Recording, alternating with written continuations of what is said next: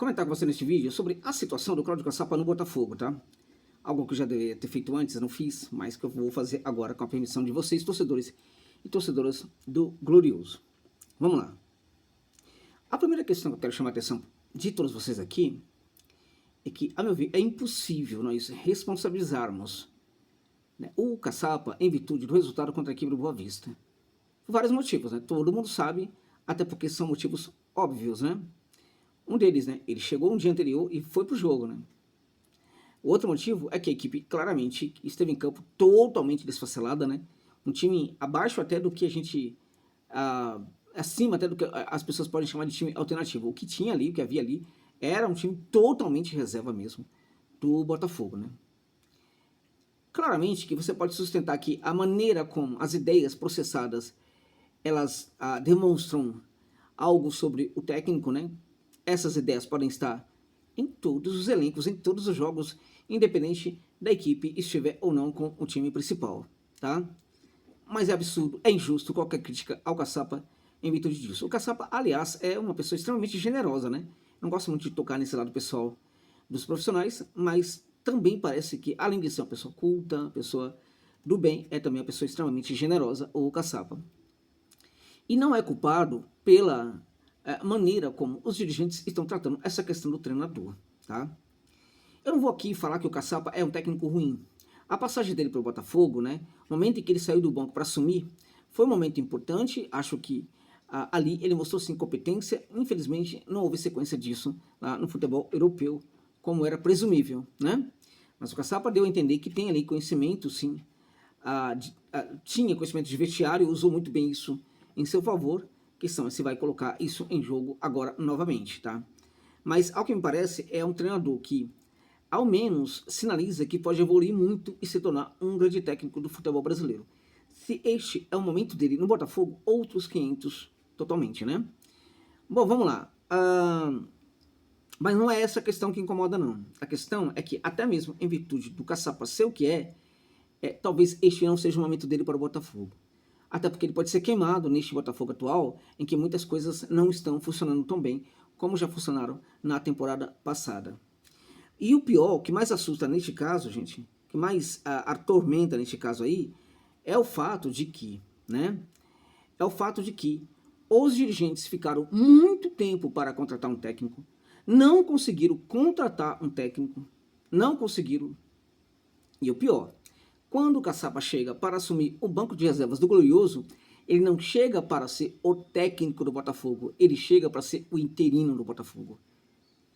A contratação, a volta do Caçapa, a interinidade ali no comando do banco de reservas do Glorioso, mostra claramente, né, que esse pessoal tá acima da incompetência, digamos assim. Tá abaixo, né, da incompetência, né? Os superlativos hoje estão sendo muito mal utilizados aqui. Mas tá difícil. Tá muito difícil. Porque, veja, tirar o Caçapa da Europa, entregar a interinidade para ele, mostra que eles não estão, assim, muito apressados para lidar com o problemão que eles enfrentam, que é buscar um treinador para o Botafogo. Diante do problema, eles preferem, na verdade, manter toda a calma do mundo. Enquanto isso, a gente muda a situação. Não é possível ser Leiria, que é horrível, né?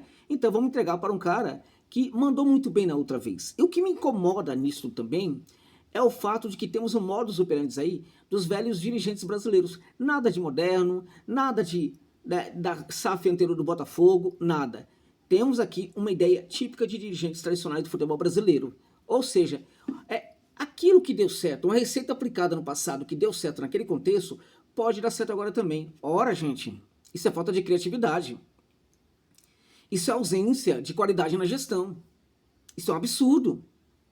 Porque o que deu certo num determinado contexto, deu certo em virtude da qualidade, claramente, do profissional, mas também de muitas circunstâncias que atuaram para que desse certo.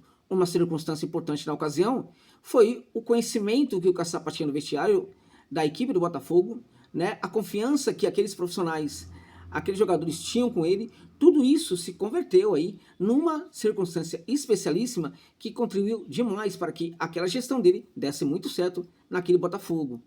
Essa circunstância está presente de novo?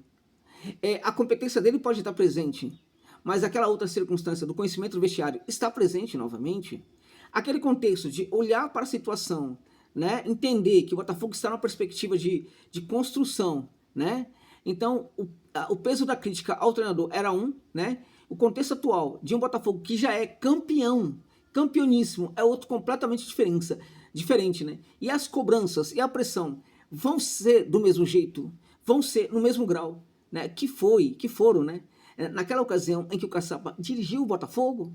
Então, esse é o ponto. Por isso que é muito importante que se olhe para frente, né? E não fique se buscando receitas que funcionaram no passado. Esta situação, para mim, é a pior de todas. É lamentável o que está acontecendo, tá? Contra o Boa Vista, tivemos uma equipe pífia em campo novamente, né? Como eu disse, nada contra o Caçapa neste caso, que havia acabado de chegar, né, e que tinha um time completamente reserva dentro de campo, tá? Agora, o fato é que, né, os adversários do Botafogo estão se preparando. Esquece o Vasco. Os adversários do Botafogo estão se preparando, mesmo o Fluminense, tá? Eu não gosto da comissão técnica do Fluminense, mas mesmo o Fluminense vem praticando ali contratações interessantes, vem montando ali uma equipe competitiva. O Flamengo já deu a entender que neste início de temporada de 2025 é uma das melhores equipes do futebol brasileiro, está retomando a qualidade do seu jogo, né? Depois de muito tempo. Temos aqui em São Paulo, um São Paulo que não sabemos para onde vai, mas que pode dar num time muito interessante. Temos o Corinthians que sinaliza que vai para disputa, vai para a cabeça também, vai para disputar títulos nessa temporada de 2025. E temos o sempre competitivo Palmeiras, a despeito de hoje estar com alguns problemas até mesmo em termos de competitividade. Mas é um Palmeiras que já mostrou em outras situações que no momento de dificuldade consegue se reerguer. E o Botafogo tem feito tudo errado, gente, ao contrário de outras temporadas, para conseguir se aproveitar de brechas. E não somente isso, brechas que havia no passado, talvez não exista neste momento, porque o cenário do início de temporadas anteriores permitia, né, entregava brechas, mostrava que os adversários não estavam tão preparados, não estavam tão atentos para as competições da temporada, para montagem de elenco e assim por diante. O Botafogo também soube se valer muito de tudo isso, né? Neste momento, os adversários, alguns deles, estão bem mais preparados, bem mais atentos. Ou seja, as dificuldades para o Botafogo obter conquista nessa temporada são bem mais complexas do que nas temporadas anteriores. E justamente neste contexto de um início de temporada complicada, que os adversários sinalizam que estarão muito mais fortes, o Botafogo começa a temporada praticando essa demagogia na sua gestão. É isso. Porque o que a gente está vendo é demagogia. A volta do Caçapa, a despeito de ser um grande profissional e possivelmente um grande ser humano também, é um erro muito grande. E ela apenas aparece como uma espécie de esparadrapo, gente, um band-aid, tá? Para a ferida aberta aí, que é a incapacidade. A incapacidade volumosa, gigantesca de contratar um técnico, meu Deus do céu. Como pode uma coisa dessa? E o pior é que os nomes ventilados continuam a entregar uma crise brutal. Eu não sei se é especulação ou não, mas associar Botafogo a Silvinho para tudo, gente. Para! Não tem condição um negócio desse. O que está acontecendo com o Botafogo? Acho que nesse momento é necessário o exercício de uma crítica feroz à gestão, tá? Que seja construtiva, que tenha esse perfil de construção, que seja construtiva, mas que seja feroz. Porque esse povo não está entendendo o que está acontecendo, tá? E ao não entender o que está acontecendo, não estão entendendo também o que é o Botafogo, que o Botafogo merece ser muito mais priorizado, né? Essa indiferença para lidar com um problema tão sério como a contratação de um treinador é brutal, porque não há esforços significativos. O que há é indiferença. Eles querem contratar sempre muito numa boa, com muita facilidade, sem preocupação, sem precisar de esforços e tudo mais, né? Isso é indiferença com o processo. Isso é indiferença com o clube que fez com que esse senhor, esse americano aí, né, tivesse ganhos com o Botafogo que ele não tem em nenhum outro clube dele. Nenhum outro. O Molenbeek que vai entregar para ele. O Lyon que está se ferrando, né? A porcaria da equipe lá da Premier League dele, é isso? Né? Que vai ter... Não, quem tá conseguindo mostrar para ele que ele pode fazer alguma coisa que presta do futebol é o Botafogo. É o Botafogo, tanto é que a partir dos lucros que o Botafogo obteve, e é uma questão do Botafogo, da SAF, não vou entrar nesse mérito, tal, acho que é uma questão realmente da SAF, mas até o dinheiro para fazer com que o Leão consiga competir. Quem entregou foram as conquistas do Botafogo. Olha o que o Botafogo faz para esse senhor, tá? E é dessa maneira que ele responde: não concordo, não aceito, podem me detonar, podem me xingar, podem me criticar, mas eu jamais vou ficar praticando demagogia com torcida de qualquer equipe aqui do futebol brasileiro, né? Que dirá uma torcida como a do Botafogo. Não vou. Eu não me importo em perder seguidor aqui do Botafogo. Eu não me importo de perder apoio, mas eu vou falar o que eu penso. O que eu penso é isso. Eu sou contra o que está acontecendo. Até porque, né, eu sempre elogiei o Textor e a SAF do Botafogo quando foi necessário. Vocês sabem disso. Vocês sabem perfeitamente disso. Eu estava no lugar do elogio. Eu não posso, contudo, continuar no elogio cego o tempo inteiro. Eu tenho que partir para o lugar da crítica construtiva quando for necessária. Eu acho que a minha crítica se insere sim numa crítica construtiva se ela, na verdade, atingir, né, ativar, né, outros produtores de conteúdo para exercerem uma crítica que mostre para esse senhor, para ele baixar um pouco a bola dele e olhar um pouco mais para o grande clube hoje da SAF, que é o Botafogo. Porque ele, o dinheiro dele, não são nada perto do Botafogo. O Molenbeek da vida, que não vale nada, que não é nada, né? Não vale nada, o time lá do Reino Unido não vale nada, até o Lyon da vida que hoje vale nada, esses clubes não são nada perto do Botafogo. Então mais respeito com o Botafogo, meu irmão, é isso. Então é em defesa do Botafogo as minhas palavras, não são contrárias ao Botafogo.